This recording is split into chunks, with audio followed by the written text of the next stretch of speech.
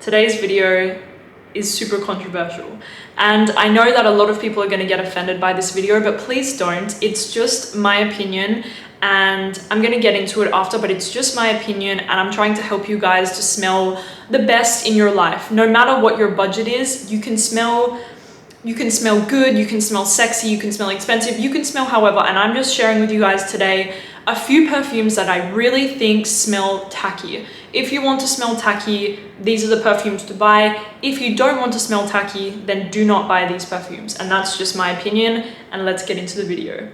The first fragrance on my list, I am sure 85% of you guys watching this video own this perfume right now.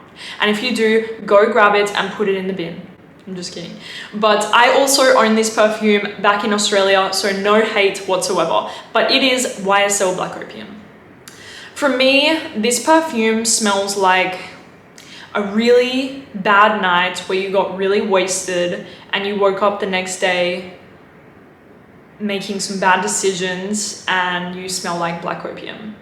It smells like bad decisions, and it smells like, I just really don't enjoy this perfume anymore. Yes, a lot of guys think this fragrance is super sexy. Yes, a lot of girls love it and own it and think it's the best perfume ever. But in my opinion, and you know, smelling thousands and thousands and thousands of fragrances and oils and everything, YSL Black Opium is very, very tacky. It doesn't smell very high quality. It doesn't smell very refined. It just smells like this cheap, sugary, synthetic mess that I really dislike. Next up, we have Juicy Couture. Now, to be honest with you guys right now, most Juicy Couture fragrances smell really, really tacky. Once again, I used to own them and I used to wear them and I used to love them, but they smell tacky. To me, they really, really smell cheap, synthetic, tacky, and just not good. So I would never recommend, if I was recommending a 14-year-old her first perfume, I would never recommend a Juicy Couture. There are so much better fragrances, even in the same price brackets, even cheaper, that smell more refined, better,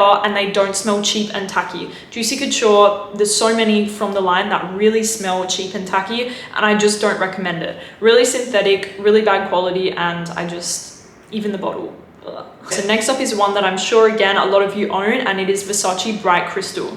Now, I don't have as much trashing to do with this one, but for me it's like this fresh fruity floral, but for me it smells really cheap. Like the quality of the ingredients in Versace Bright Crystal, they smell cheap. For me, Versace Bright Crystal, it just smells cheap to me. It doesn't smell like a good rose scent. There are so much better rose fragrances that you can buy within the same price bracket, and Versace Bright Crystal, and it's not good. It's like a peony, floral, fruity scent, and it just really doesn't smell good to me. Pink Sugar. I again used to own it, so I'm not hating.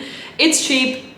It is cheap. It's like $20. And if you want to just smell sweet, like sugar, literally sugar, then welcome to buy it. But for me, it really is a big sugar bomb, and personally, I have no interest in smelling like that. And if I could advise my daughter, which I don't have, I would never recommend or tell her to wear Pink Sugar. For me, it just smells cheap, synthetic, too much, overbearing, overpowerful, a little bit sickly, and it's tacky. Next up is Nina by Nina Richie. Now, this fragrance for me, I know it's very popular and it has been a good selling perfume for a long time, but for me, it really smells cheap.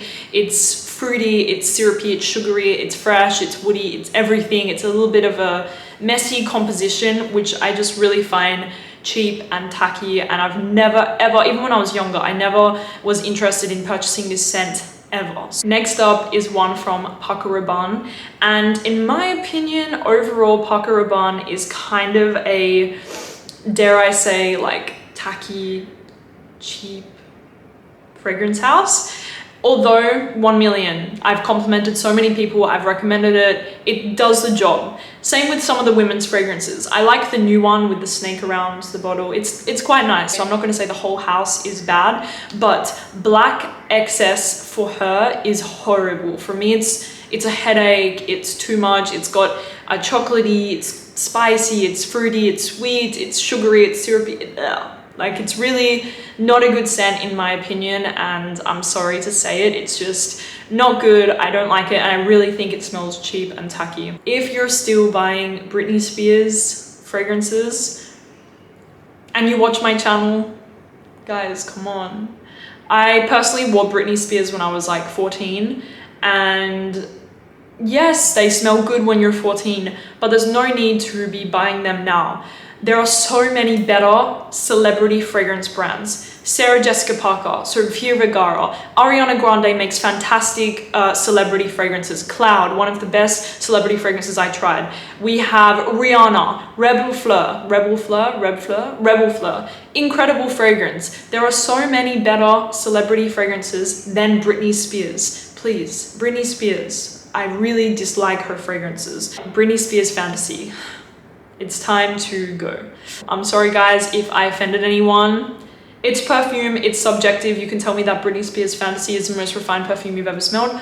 It's up to you of how you feel and what you think. I was just giving my opinions. And like I said, there are so many fragrances, affordable fragrances that I personally love. Fatale Intense by Agent Provocateur. Picked it up for like $25. I love this fragrance. There is Ariana Grande Cloud, Rihanna Rebel Fleur. I have all of them back home in Australia and I love them. So I'm not hating on the price of a fragrance or anything, but in my opinion, the fragrances that I listed today really smell tacky and cheap and bad. So yeah, that is it. I hope that you guys enjoyed the video and I will talk to you soon. Bye bye.